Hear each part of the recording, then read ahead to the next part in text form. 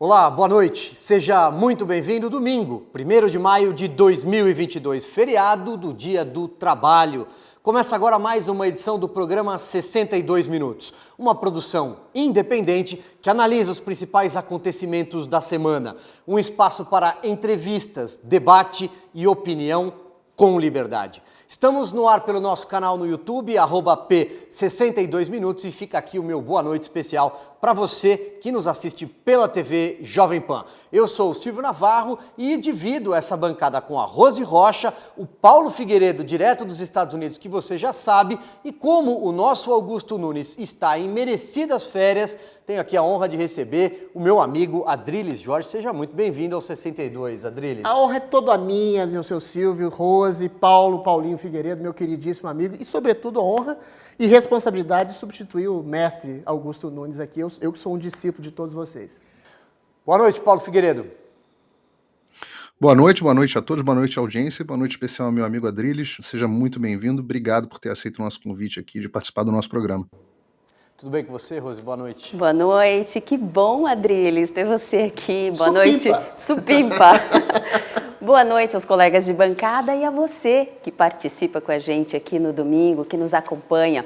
O 62 Minutos de hoje traz assuntos importantes que deram o que falar na semana. Lembrando que aqui você assiste e opina. A sua participação será exibida sempre no final do programa. Por isso, mande o seu comentário pelas nossas redes sociais, Twitter, Instagram, Facebook, Getter, e não esqueça de se inscrever no nosso canal e ativar o sininho para acompanhar os 62 Minutos na íntegra, @P62Minutos. Deixe a sua opinião, ela é muito importante por aqui. Muito bem, vamos então ao primeiro tema do programa de hoje. Quando se imaginava que a tensão entre os poderes da República já havia chegado ao limite, o ministro Luiz Roberto Barroso, do Supremo Tribunal Federal, resolveu provocar as Forças Armadas.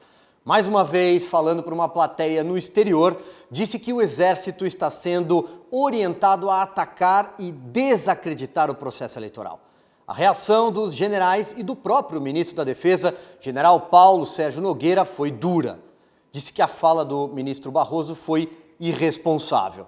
Vou além, considero a fala perigosa, que também reabre o debate sobre a transparência do processo eleitoral que se avizinha. Eu vou começar essa rodada de conversas com o Paulo Figueiredo e, na sequência, teremos também uma entrevista aqui com o general Paulo Chagas. Paulo Figueiredo, passo a bola para você, então. Boa noite mais uma vez. Olha, Silvio, o que tem acontecido, se você reparar o noticiário dos últimos meses, as Forças Armadas vêm sofrendo um ataque coordenado da imprensa já vem bastante tempo. Basicamente, desde que houve esse convite para que eles tivessem alguma participação contribuindo com a transparência do nosso processo eleitoral. Não é? Vocês devem lembrar que o Supremo Tribunal Federal fez um lobby no Congresso para impedir que fosse aprovado o projeto do voto auditável, do voto impresso auditável, e eles foram bem sucedidos nessa pressão, nesse lobby que eles fizeram por lá, e logo em seguida, depois de um momento de bastante tensão, eles supostamente convidaram as Forças Armadas a participarem do processo. E a Força Armada fez as suas contribuições, fez as suas sugestões de forma bastante técnica. As Forças Armadas não são um ente político, não participam da vida política brasileira. E fizeram sugestões por profissionais capacitados de forma bastante técnica. E desde então, vocês podem reparar, os noticiários vêm ataque, vem coisa de o que será que o Exército está comprando, não está comprando, a questão do Viagra, muita informação falsa na imprensa de que o Viagra não poderia ser usado para tratar o problema pulmonar para qual ele era destinado, enfim, muita coisa equivocada. Mas todos esses ataques de forma coordenada se seguem com a fala explícita do ministro.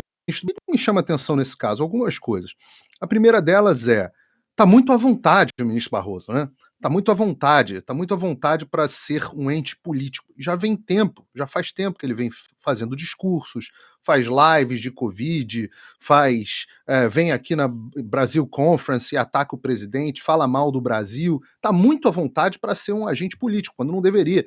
ministro do Supremo Tribunal deveria falar única e exclusivamente nos autos do processo. Eu vivo num país, aqui nos Estados Unidos, onde isso seria absolutamente impensável, um ministro da Suprema Corte tomar uma postura dessa. E agora ele mostra que está tão confortável, tá usando o banheiro já de porta aberta, né?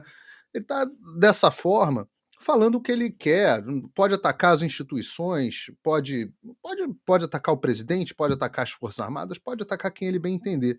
Eu queria lembrar que existem investigações em curso, investigações ilegais em curso, inquéritos acontecendo no Supremo Tribunal Federal, que falam justamente de ataque às instituições. Agora, o que está acontecendo? Nós temos um ministro da Suprema Corte atacando as instituições do Brasil, atacando o Poder Executivo e atacando agora as Forças Armadas. O ponto só que eu queria discordar é sobre a dureza da resposta do Ministério da Defesa. Eu achei branda a resposta do Ministério da Defesa, bastante branda a resposta do Ministério da Defesa. Está na hora de alguém dar uma enquadrada um pouco mais séria, e esse papel cabe ao nosso Senado, uma enquadrada um pouco mais séria para o ministro Barroso. Ele não é o rei do Brasil, nem ele, nem Alexandre de Moraes, pelo contrário, são burocratas não eleitos que trabalham para nós. É fato, Adriles. Vou passar então aqui a bola para você, reafirmando que quando eu disse perigosa, que é uma fala perigosa porque um magistrado ou o próprio Tribunal Superior Eleitoral não deveria ser protagonista em momento nenhum dentro de um processo eleitoral, aliás, nem dentro do judiciário. Como bem lembrou o Paulo, deveriam se manifestar única e somente nos autos. Olha, não sei, talvez eu abra uma fronte de divergência com você, Silvinho, em alguma medida. Eu acho o seguinte, a desconfiança é uma das bases sedimentares da democracia. Eu acho que um poder pode ter um tensionamento em relação ao outro e até um princípio de desconfiança para que um poder exatamente não atropele o outro. Só que a desconfiança do Barroso em relação aos militares não tem o peso para ser colocado, e deveria ter talvez, naquele inquérito famigerado de atos antidemocráticos. Você desconfiar das Forças Armadas como um elemento, como um agente independente para fiscalizar as eleições, você tem o direito, você tem que provar, sob pena de ser processado por calúnia e difamação, o que deveria ser colocado para todos aqueles que desconfiaram de que ministros do Supremo Tribunal Federal estão arranhando e conspurcando a instituição da qual fazem parte. Só que esses que desconfiam, que criticam incisivamente, às vezes até vulgarmente, são presos, são desmonetizados, são perseguidos. Eu tenho direito, você tem, a Rose tem, o Paulo tem direito de desconfiar de um TSE, de um Tribunal Superior Eleitoral, que age como um ator político. Age, por exemplo, querendo processar ou mesmo impugnar a candidatura do presidente Bolsonaro, que mostrou haver um hacker dentro do computador central do TSE. Age, e eu posso desconfiar de ministros do TSE que foram até a Câmara para impedir e fazer lobby contra a possibilidade do voto auditável e impresso. Ou seja, são várias coisas que implicam na desconfiança. Só que a desconfiança do Supremo Tribunal Federal, você desconfiar do órgão supremo da Justiça, que é o Supremo Tribunal Federal, virou crime de opinião pública. Pessoas estão sendo perseguidas, pessoas estão sendo desmonetizadas, pessoas estão sendo caladas, têm suas páginas e redes sociais removidas e, eventualmente, nada acontece contra esse órgão, essa instituição, aliás, contra esses ministros que conspurcam essa instituição, que está se tornando extremamente desconfiável, está ela mesma colocando sub júdice a própria eleição. Porque quando a justiça eleitoral do país age como um ator político, perseguindo, prendendo, mandando calar vozes. Hoje o Pacheco falou assim, desconfiar do processo eleitoral é trair a nação.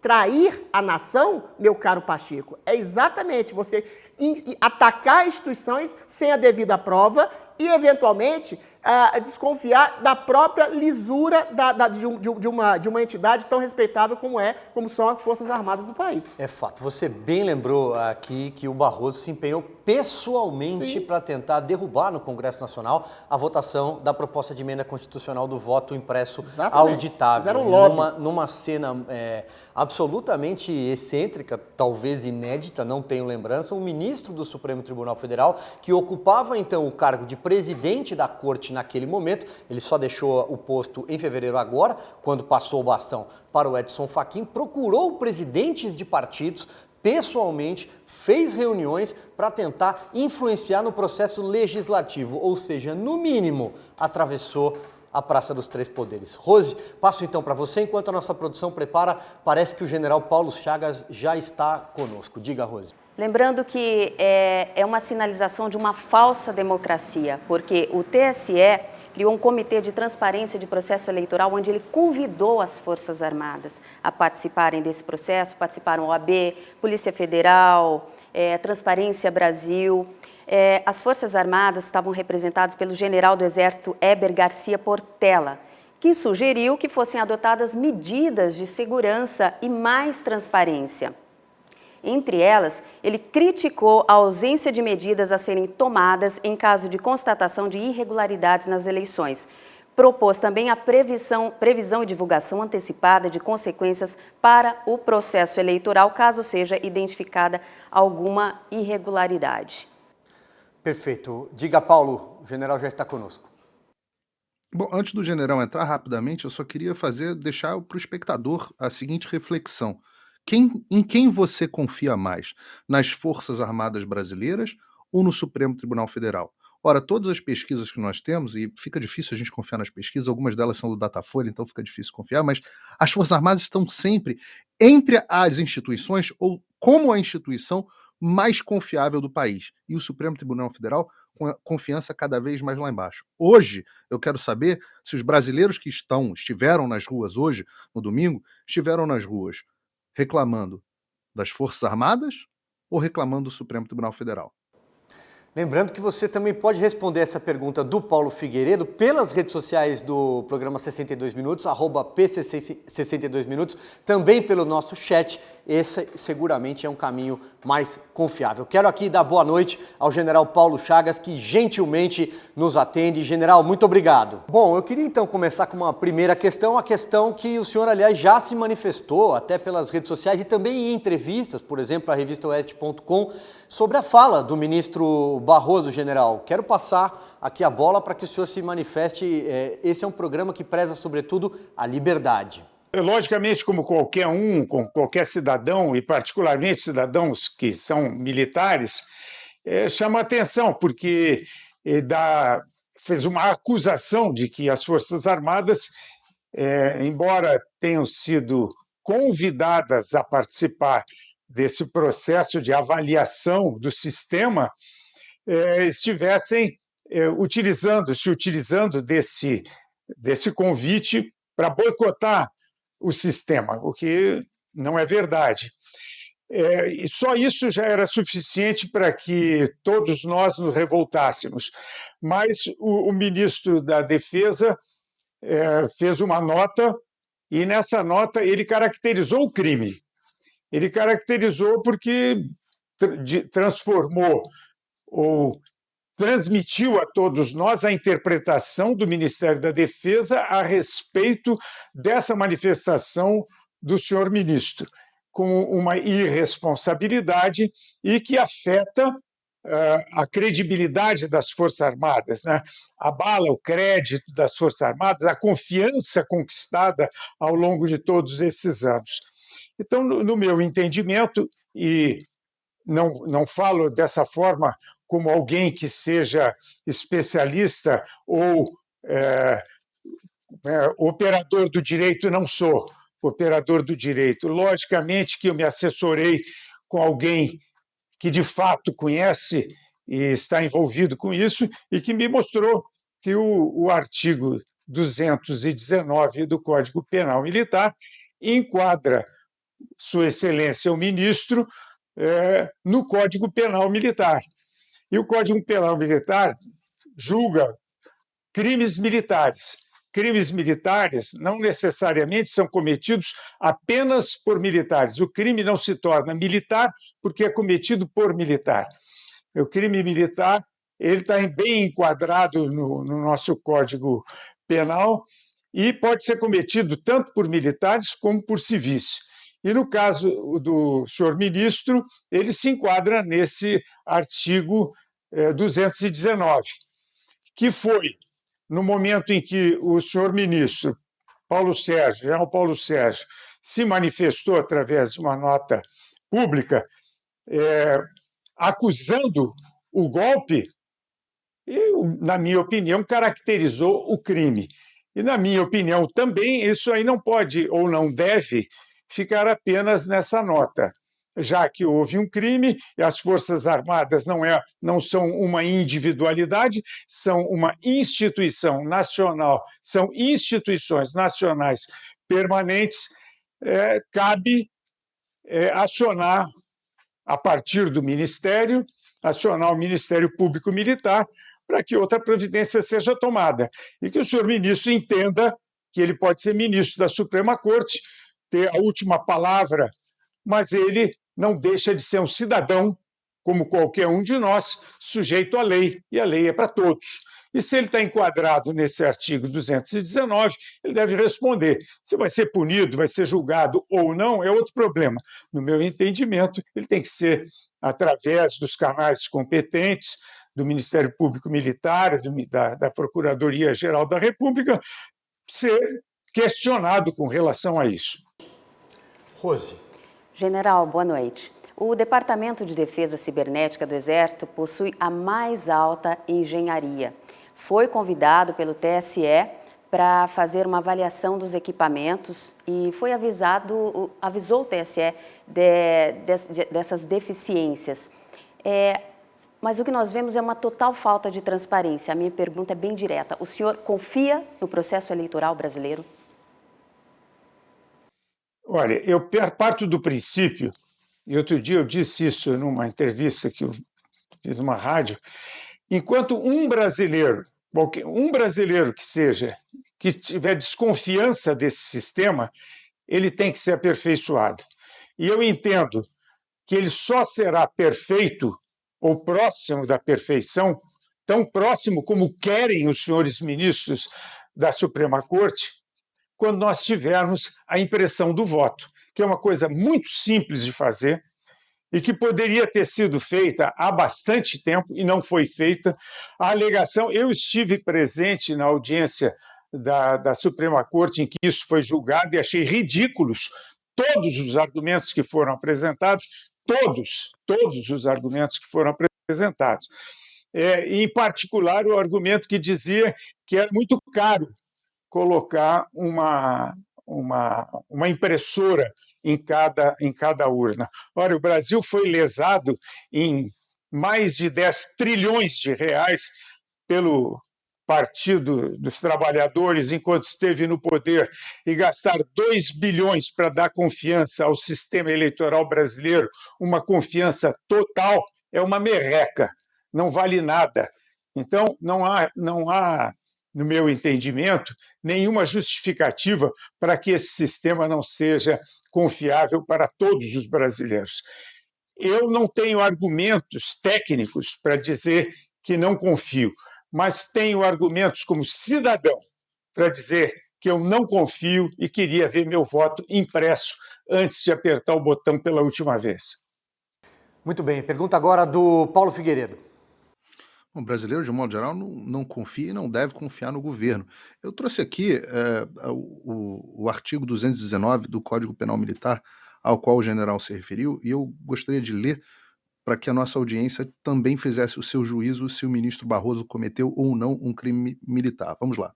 Artigo 219. Propalar fatos que sabe inverídicos, capazes de ofender a dignidade ou abalar o crédito das Forças Armadas ou a confiança que estas merecem do público. Pena: detenção de 6 meses a 1 ano. Parágrafo único. A pena será aumentada de 1/3 se o crime é cometido pela imprensa, rádio ou televisão. Gosta ou não da lei, é a lei que está escrita. General, o senhor tem, apesar de na reserva, o senhor tem ainda, eu apuro, gosta de bastante prestígio junto à tropa. Muitos militares da ativa acompanham, respeitam e buscam a orientação nas suas palavras. Eu sei que o senhor também mantém contato com militares da ativa, e eu queria fazer uma pergunta para a nossa audiência que talvez não tenha tanto contato assim com a caserna. Qual o clima nas Forças Armadas de um modo geral? Eu entendo que as Forças Armadas são diversas, são grandes, portanto os climas são variados, mas se o senhor pudesse descrever um clima geral entre as Forças Armadas, com a situação de instabilidade institucional que o país vive nesse momento, como é que o senhor descreveria? Olha, a obrigação das Forças Armadas é missão constitucional a garantia da lei e da ordem. E, para isso, é necessário que haja um acompanhamento permanente. E dificilmente você vai encontrar uma instituição que tenha tanta capilaridade no Brasil quanto as Forças Armadas. Nós temos soldados espalhados por todo o Brasil. Então, a capilaridade das forças é realmente muito grande, é a maior capilaridade que pode ter. Então, eu desconheço alguém que possa estar tão bem informado sobre a situação política, econômica, social do Brasil do que o comandante do Exército e, através dele, na medida do necessário, com certeza, o nosso presidente, porque o presidente é o alvo final, o alvo não, mas o destinatário final de todas as informações do sistema de inteligência. Então, as Forças Armadas sabem tudo que se passa no Brasil. Têm ciência da sua missão, da sua responsabilidade. E agem nesse sentido como instituições.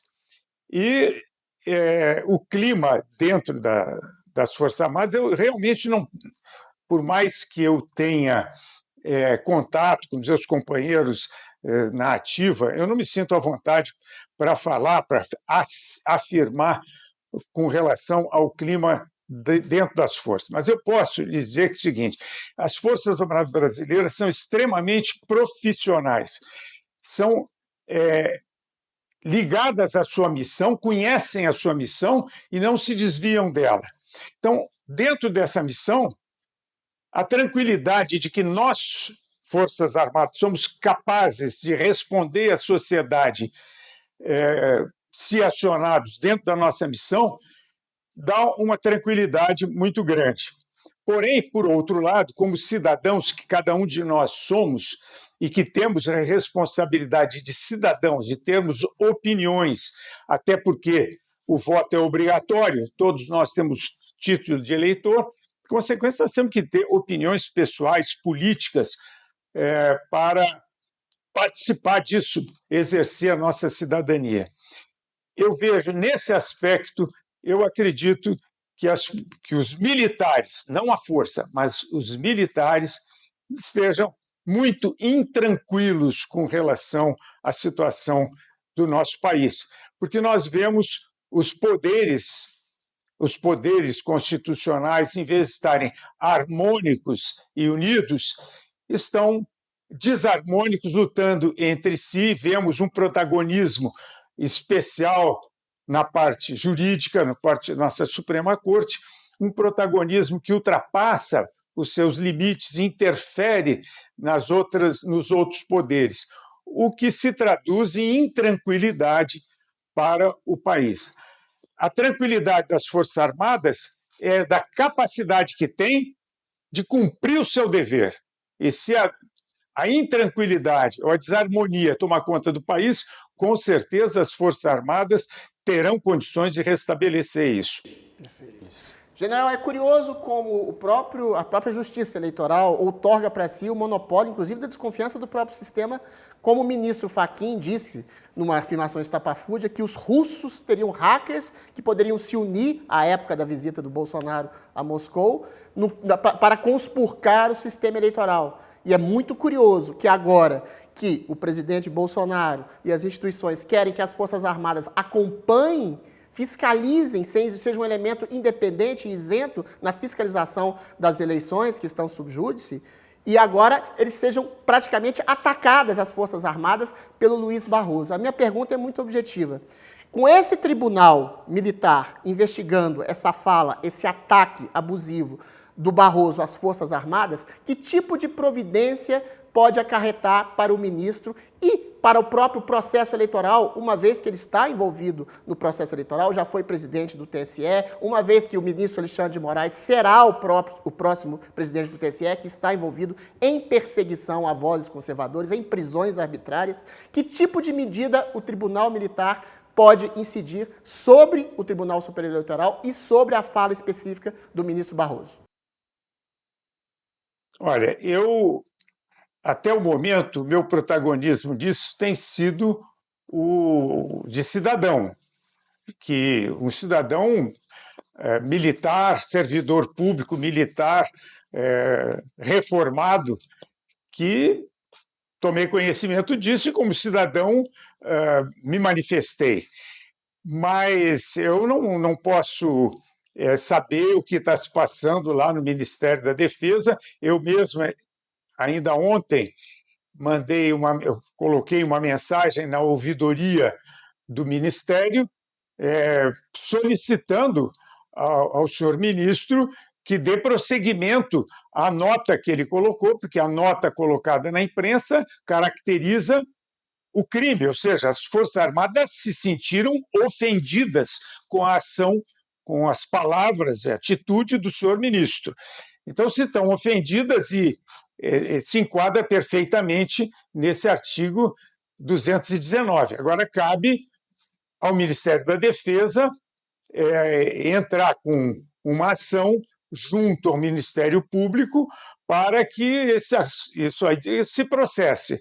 Enquanto isso não acontecer, nós não passamos da retórica. E o nível que nós estamos hoje, até onde eu sei, nós estamos exatamente discutindo esse assunto e cada um dando a sua opinião, como eu tenho feito como cidadão. Não pedi audiência ao ministro da Defesa para colocar a minha posição. Eu simplesmente utilizei o canal que é colocado à minha disposição como cidadão, que é a ouvidoria do Ministério, e também muito bem assessorado. Não fiz isso por minha conta, porque eu não sou operador do direito, mas me assessorei com pessoas que têm esse conhecimento para produzir um documento, uma mensagem ao ministro, solicitando a ele providências além dessas. Então, o próprio Superior Tribunal Militar não tem nada a fazer, nenhuma atitude a tomar antes de ser acionado pelo Ministério Público. Então, quem tem que ser acionado nesse momento é o Ministério Público. O Ministério Público Militar, que fará um contato com a Procuradoria-Geral, e essa vai definir se é ou não é o caso. Então, tem um processo anterior que independe do Superior Tribunal Militar. Perfeito. General, queria trazer em debate aqui uma pergunta sobre o caso do deputado Daniel Silveira, que tanto movimenta a imprensa, seja a parte dela do consórcio, ou seja aquela que, como essa aqui, tenta tratar as coisas como elas são. Nós temos aí um deputado que foi condenado a quase 9 anos de prisão, uma pena muito maior do que outros crimes, como traficantes muito conhecidos, por exemplo, dentro de um inquérito, um guarda-chuva inconstitucional, sem escopo claro, com prazo indefinido, no qual a vítima investiga, julga e manda prender. E aí o presidente Jair Bolsonaro surpreendeu muita gente com a concessão do indulto. Criou-se um novo impasse. Aparentemente, eu quero ouvi-lo sobre o indulto, sobre a graça concedida ao deputado. É um direito do presidente, é constitucional. Eu inclusive, li agora há pouco que um grupo de juristas analisou e concluiu que o presidente tem esse direito e é constitucional. Mas nós temos um grande problema no Brasil que ultrapassa as opiniões, que é a nossa Constituição, que permite diversas interpretações. Eu vejo a nossa Constituição como uma colcha de retalhos que dá razão a quem acusa e a quem defende. Depende da eloquência de cada um. Se for mais eloquente, ganha. Quem não for menos eloquente, perde. Então, no meu entendimento, o presidente tem esse direito, embora, eu repito, eu sou um soldado, não sou um jurista, mas eu procuro me informar. Eu conheço as pessoas e sei em quem eu posso confiar. Então, eu vi agora há pouco uma manifestação de juristas que inclusive o doutor Ives Gandara, que é uma pessoa de renome internacional, dizendo que a atitude do presidente está prevista na Constituição, está enquadrada na Constituição. Porém, quem dá a última palavra é a Suprema Corte. A Suprema Corte tem essa prerrogativa de, nessa área, dar a última palavra. E tem sido essa prerrogativa tem sido, no meu entendimento, utilizada de forma equivocada. Os partidos políticos de oposição, em vez de fazer o processo ou de lutar pelas suas opiniões, pelo aquilo que acham certo ou errado dentro do legislativo, acabam apelando para o judiciário, porque o judiciário está politizado, partidarizado, ideologizado. E isso favorece a quem é oposição ao governo.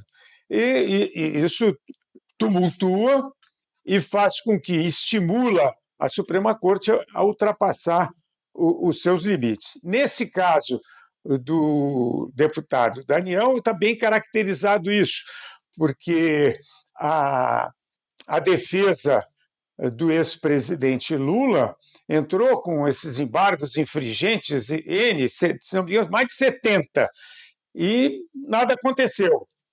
Foram absorvidos com naturalidade. No entanto, o advogado do deputado entrou com 3 ou 4, ele foi multado por cada um deles. Então, tem 2 pesos, 2 medidas. Se há 2 pesos, 2 medidas, não há justiça.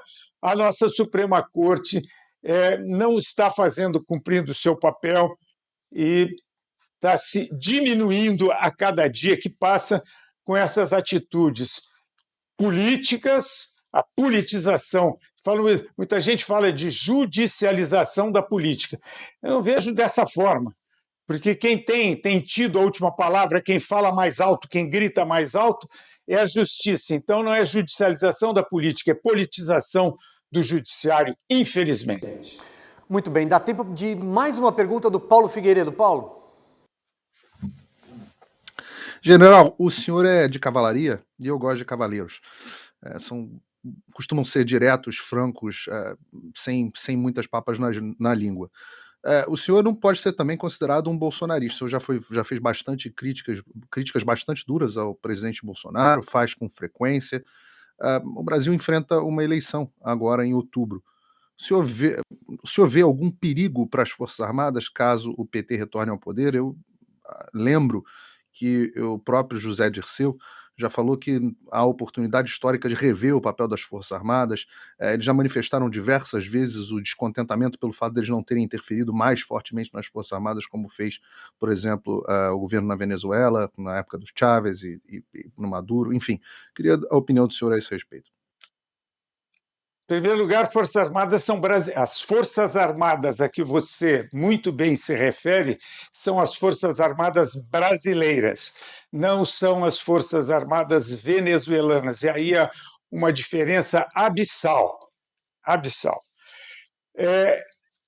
Com relação eu vou desde o início, com relação ao meu posicionamento, eu aqui no Distrito Federal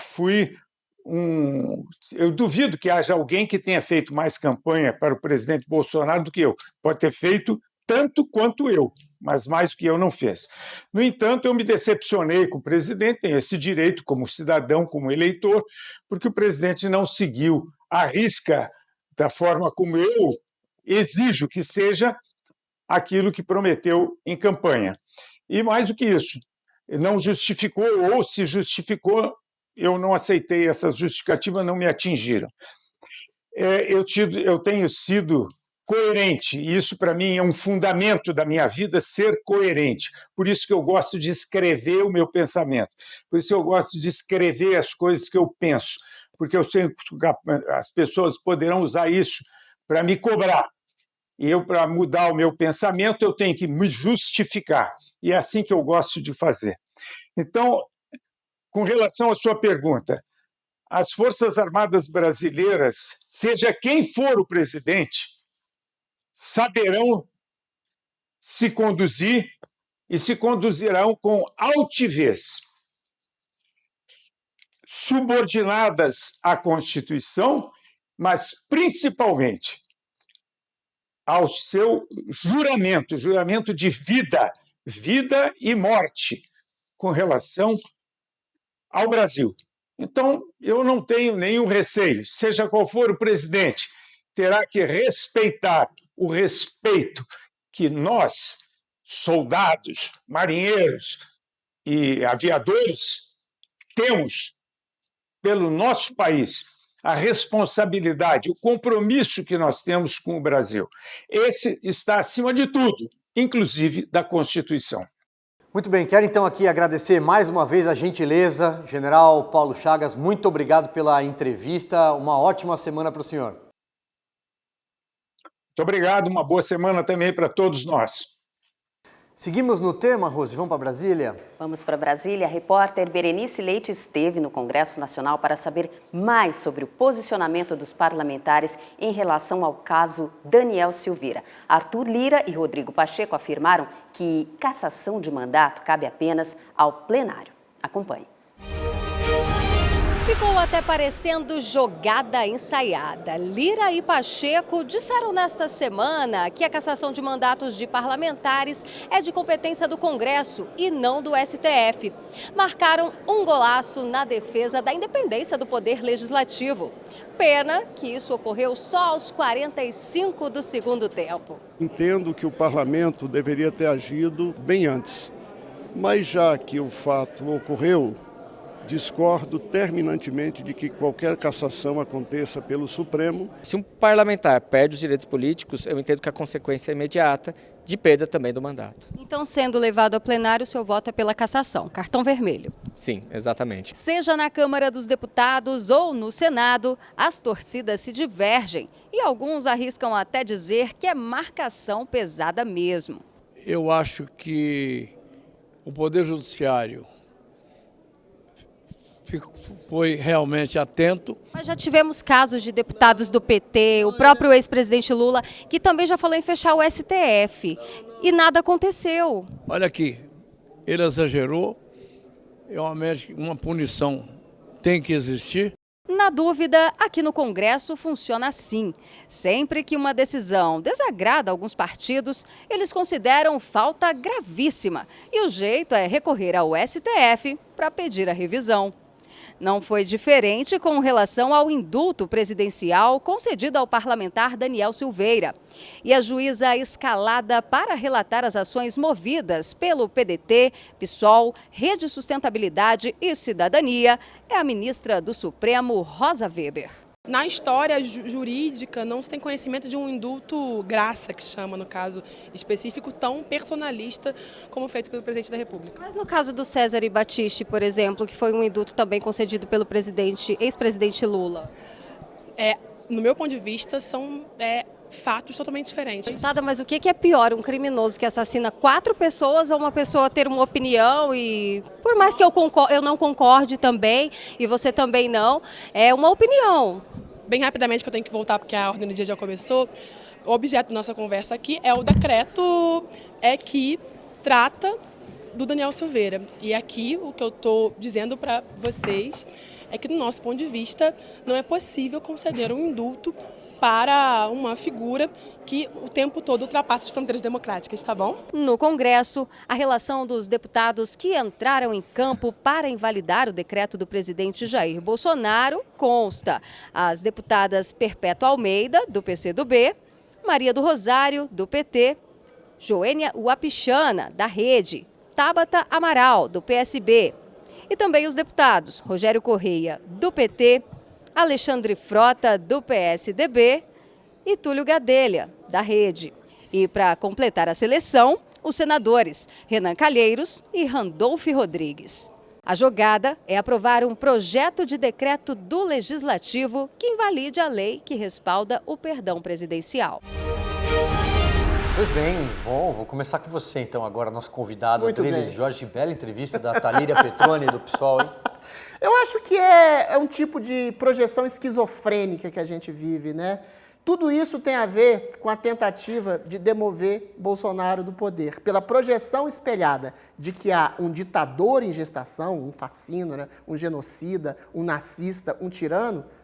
O Supremo Tribunal Federal tem se tornado um órgão inquisitorial persecutório e tirano por sua vez. Agora, o Bolsonaro e o próprio Congresso têm culpa nesse cartório. A partir do momento que o Bolsonaro deixou, por exemplo, Alexandre de Moraes tirar a prerrogativa dele de nomear o chefe da Polícia Federal, a partir do próprio Congresso, deixou que Daniel Silveira fosse preso de maneira arbitrária, sendo que o Congresso sabe que qualquer legislador, qualquer deputado tem o legítimo direito de ser inimputável por quaisquer atos, gestos ou palavras, todos eles cederam a esse arbítrio do Supremo Tribunal Federal. Ou seja, é uma projeção invertida de uma ditadura que existe hoje, infelizmente, no Supremo Tribunal Federal, que chegou ao cúmulo e ao ápice de condenar um homem por termos chulos, por insultos que seja, mas pensa bem, ô Silvinho, o Bolsonaro é chamado de genocida, assassino, nazista. O Ciro Gomes acabou de dar um soco no eleitor essa semana. São atos, não são discurso de ódio. São atos intempestivos de ódio e até crimes de agressão física que passam rente aos olhos do Supremo Tribunal Federal, que não deveria sequer julgar esse tipo de coisa. Era a Câmara que deveria julgar o Daniel Silveira. E o Bolsonaro, ele não concede um perdão. Quem deveria merecer perdão, se quisesse ser perdoado, é o Supremo Tribunal Inquisitorial, que tem atropelado todas as suas prerrogativas e transformado num órgão de exceção e de perseguição. O Bolsonaro tem toda a razão quando diz que soltou um homem inocente, quando, no passado, terroristas como Cesare Battisti, quando ladrões assumidos como Zé Disseu receberam o indulto presidencial, aí sim, por uma orquestração criminosa, ideológica, de conluio entre juízes, entre um presidente da República, que foi Luiz Inácio Lula da Silva, que comandava todo o establishment corrupto, ideopata e fisiológico do país. Quando Bolsonaro fala em nome da liberdade, é da liberdade simples, de trabalho, de liberdade de expressão, de opinião. E a liberdade, Silvio, ela pode sobrar. Você pode insultar, você pode ser chulo, você pode ser vulgar, você pode ser agressivo. Agora, crime de opinião, este sim é um crime perpetrado, infelizmente, de maneira esquizofrênica, volto a dizer, por um Supremo Tribunal Federal que está cometendo crimes em nome da sua sanha persecutória e da sua loucura de achar que a gente tem um presidente que ameaça a democracia no país. O Lira e o Pacheco agora querem dizer que a cassação é prerrogativa do Congresso, né? Sim, até que enfim. Até que enfim. Mas, na verdade, eu acredito que isso é mais um deixa que eu chuto, né, do STF. Porque foi preciso o presidente fazer a questão do indulto para que ele se posicionasse em alguma coisa.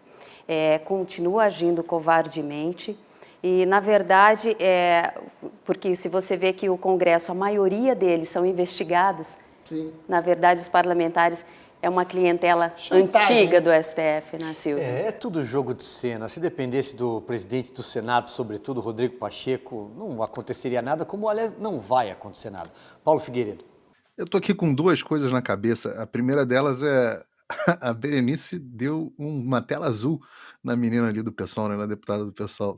O pessoal da audiência, depois voltem para ver as expressões faciais quando ela é perguntada e dá uma tela azul. Depois um editor de vídeo competente pode botar uma tela azul ali naquele momento. A segunda coisa que eu tô aqui pensando bastante e refletindo é a diferença de quando a gente entrevista um general, né?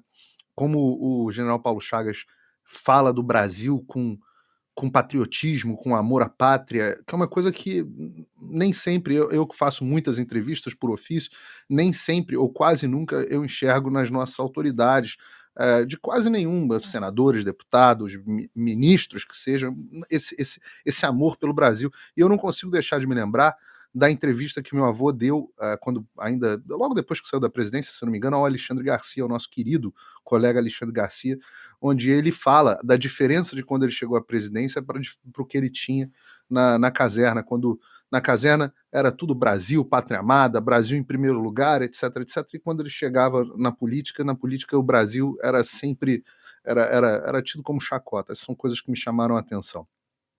Sobre o ponto especificamente, dá para resumir bastante a crise institucional brasileira da seguinte forma: o presidente da República tem, segundo consta na Constituição, a prerrogativa do indulto.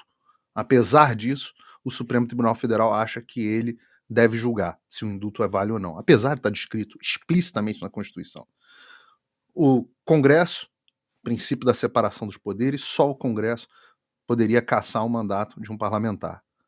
Apesar disso, apesar da explicitude legal, o Supremo Tribunal Federal acha que eles é que tem que julgar. Então, assim, no final das contas, o que o Supremo Tribunal Federal, a razão da crise institucional é que o Supremo Tribunal Federal acha que pode tudo. Ele não se acha um poder igual aos demais. Ele se acha, nas palavras deles mesmos, o poder moderador, os editores da sociedade. Eles acham que podem mais. Ora, isso nunca existiu na história das repúblicas. Nunca existiu na história das repúblicas. Impasses entre os poderes já aconteceram. Eu posso citar aqui casos históricos, por exemplo, o impasse que o Andrew Jackson teve quando presidente dos Estados Unidos com a Suprema Corte Americana, ou o próprio Abraham Lincoln. Ninguém pode dizer que o Abraham Lincoln foi um ditador, né? Ou, sei lá, alguns até podem, mas o Abraham Lincoln também teve um impasse com a Suprema Corte Americana, se recusou a decidir ordens, a obedecer a ordens da Suprema Corte Americana. Isso é uma coisa que acontece. Não existe em nenhum momento em que se pensou a República, nessa tripartição de poderes, se imaginou o Supremo Tribunal Federal ou o Poder Judiciário como quem dá a última palavra em tudo. Isso é uma mentira, isso é uma ficção que tem sido criada nos últimos anos para tirar o poder do povo e dar a burocratas não eleitos, todos eles de esquerda. Quando a esquerda parou de ganhar as eleições, começaram a não conseguir ganhar as eleições, principalmente de forma justa e legal, de forma transparente, eles fizeram duas coisas. Primeiro, tiraram a transparência do processo eleitoral. Segundo, transferiram o poder para burocratas não eleitos. É exatamente isso que está vivendo o Brasil. Eu acho que o ativismo do Barroso, e o Barroso é um advogado muito firme do politicamente correto, ele incide exatamente no problema da justiça brasileira, sobretudo no problema do STF, que é a falta de senso de proporção. Uma mulher que rouba um shampoo não é a mesma coisa que alguém que chefia uma facção criminosa, terrorista, como Cesare Battisti, por exemplo, que é cliente do Barroso, ou de um estuprador, como João de Deus, que também é um dos ídolos do ministro Barroso. Então, essa falta de senso de proporção, ela é usada pelo politicamente correto para criminalizar a natureza humana e usada de maneira oportunista por políticos, por artistas, por influenciadores e, o que é pior, pela própria justiça, que compara um homem que fez uma meia dúzia de insultos grosseiros a alguém e tem a mesma pena de um traficante, de um homicida, de um estuprador, que às vezes são soltos de maneira leniente pelo próprio Supremo Tribunal Federal, que já soltou bandidos e soltou, inclusive, o maior criminoso da história da República Brasileira, condenado em 3 instâncias, que desviou só da Petrobras 40 bilhões, que desviou do BNDES, que comandou o Petrolão, que comandou o Mensalão, ou seja, o maior corrupto do Brasil hoje é solto, enquanto um homem que fez meia dúzia de insultos é preso e é condenado. E aí a gente fala, quem está deixando fazer isso é o próprio Congresso e, em alguma medida, até certo ponto, o próprio presidente. Quando o presidente começa a perceber, falei, opa, agora chega, eu não vou ir prestar um depoimento no inquérito absurdo de ato democrático, sendo que eu desconfio legitimamente do processo eleitoral comandado por um ator político. Opa, vocês não vão prender um cara simplesmente por ter desaforado o ministro por causa do ego narcisista de vocês ou do discurso de um Barroso que diz, não estamos julgando um homem, estamos julgando a democracia e Bolsonaro e a direita e os conservadores são uma ameaça à democracia, quando o próprio Congresso nomeia, ainda que tenha voltado atrás, o Daniel Silveira para a Comissão de Constituição e Justiça. Ou seja, há reações pontuais a esse que está ficando cada vez mais evidente, mais transparente, mais ostensivamente opressor, que é o arbítrio do Supremo Tribunal Federal. E agora a gente está numa sinuca de bico, porque não há meios constitucionais de barrar esse autoritarismo, a não ser deixar de cumprir ordens ilegais. E essa é o angu de caroço, Silvinho, porque o Supremo Tribunal Federal quer esticar a corda. A tática dele é muito simples. Quer esticar a corda até que, sei lá, o Bolsonaro incida no artigo 142, que o Exército, como o general bem disse, possa assegurar a constitucionalidade da República. E aí eles vão dizer, tá aí o golpista, tá aí o ditador Bolsonaro. Mas não. Já existe um golpe, não em curso, já existe um golpe sendo feito. A partir do momento que há presos políticos, como Oswaldo Eustáquio, como Roberto Jefferson, como Daniel Silveira, já há um golpe contra a democracia, já há um golpe contra a Constituição. E quem promoveu esse golpe chama-se Supremo Tribunal Federal. E que são absolutamente bajulados pelo microfone, pela câmera da imprensa, pela velha imprensa, como nunca antes um ministro do Supremo Tribunal Federal foi bajulado, e isso acontece com uma turma togada, como nunca antes desde a redemocratização do Brasil, Adriles. Por quê? Porque para essa velha imprensa, para esse velho comunismo não, colunismo, falha quase proposital aqui, tá? Erro fático. Quase proposital. Para eles, Adriles, é uma forma, eles enxergam na toga uma forma de caçar o Bolsonaro, porque talvez as urnas, pelo que se desenha, não serão capazes. É isso aí. Então, a toga, o inquérito inconstitucional, que já mudou de nome, agora é Atos Democráticos, mas que já teve outros nomes, fake news, milícia digital e por aí vai, e muito mais, a presença deles no comando, um trio que comanda o Tribunal Superior Eleitoral capaz, lá na frente, de impugnar a chapa do presidente Jair Bolsonaro. Esses são os verdadeiros opositores ao Bolsonaro, segundo a velha imprensa. Não mais, talvez, o PT, não mais, talvez, a terceira via, que nunca existiu, porque nas urnas isso a cada dia vai se tornando mais improvável, esse é um problema... segundo as pesquisas desses próprios institutos de imprensa da velha imprensa. Rapidinho, esse é o problema da ideologização da própria mídia brasileira, que é infestada de militantes travestidos de jornalistas. O jornalista tem por obrigação perseguir a verdade, não adequar a realidade à sua ideologia. E quando essa mídia militante é inteiramente, eu sei porque eu fiz faculdade de comunicação na PUC, petista, é inteiramente de esquerda e percebe Bolsonaro uma ameaça a esse domínio dessa ditatorial de uma opinião única no país, você tem uma mídia que corrobora a arbitrariedade do próprio judiciário, que também foi colocado pelo Lula petista. Então, Bolsonaro venceu as eleições, mas não tomou o poder. O establishment esquerdista ainda está no poder e controla as instituições culturais que, eventualmente, criam uma versão deturpada da realidade a ponto de prender pessoas inocentes e fazer presos políticos como a gente tem hoje no país. Então não errei tanto quando eu troquei colunistas por comunistas Nem um pouco. na imprensa. É um ato falho justificável. Seguimos então, vamos para aquela hora da tragicomédia do nosso programa. Vamos, chegou a hora de refrescar a memória com episódios políticos emblemáticos. Esse é o quadro A Internet Não Esquece. Você pode participar enviando aquele vídeo que todo mundo precisa rever, principalmente neste ano eleitoral. O escolhido de hoje é esse aqui, Márcio França e João Dória. Vamos ver? Dória foi condenado pela Justiça Eleitoral 2 ou 3 vezes, só hoje, de tanta mentira que ele conta. Não é? Tanta mentira. Olha, eu vou repetir aqui agora. Meu partido não é o PT, eu não sou o PT, não apoio o PT. Você está ficando doido com esse negócio de PT? É uma coisa meio doida. Olha, o PT te ajudou com 6 milhões de reais para o seu lead, para você, para a tua empresa, durante o governo do Lula.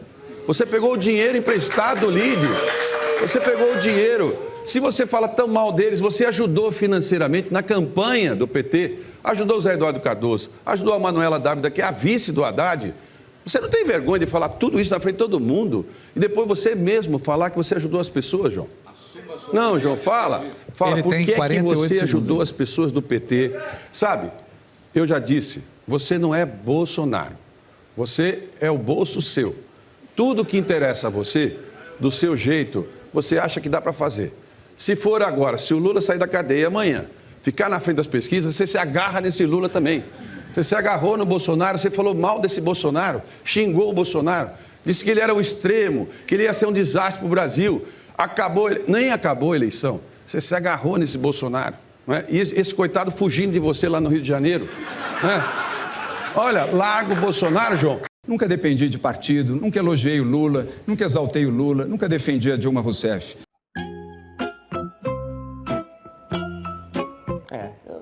Eu não vou comentar o quadro A Internet Não Esquece. Paulo Figueiredo já de olho no relógio. Não tem que comentar, tinha que ter colocado a declaração dele agora, que respeita o Lula, etc, etc. O Dória é um impostor de quinta categoria. Ele é um picareta, pô. Isso é uma coisa impressionante, dá pra ver. O cara trai todo mundo, o cara enfia a faca nas costas de todo mundo. Todos os que tiveram ao redor dele, ele traiu sem o menor pudor. É uma coisa impressionante.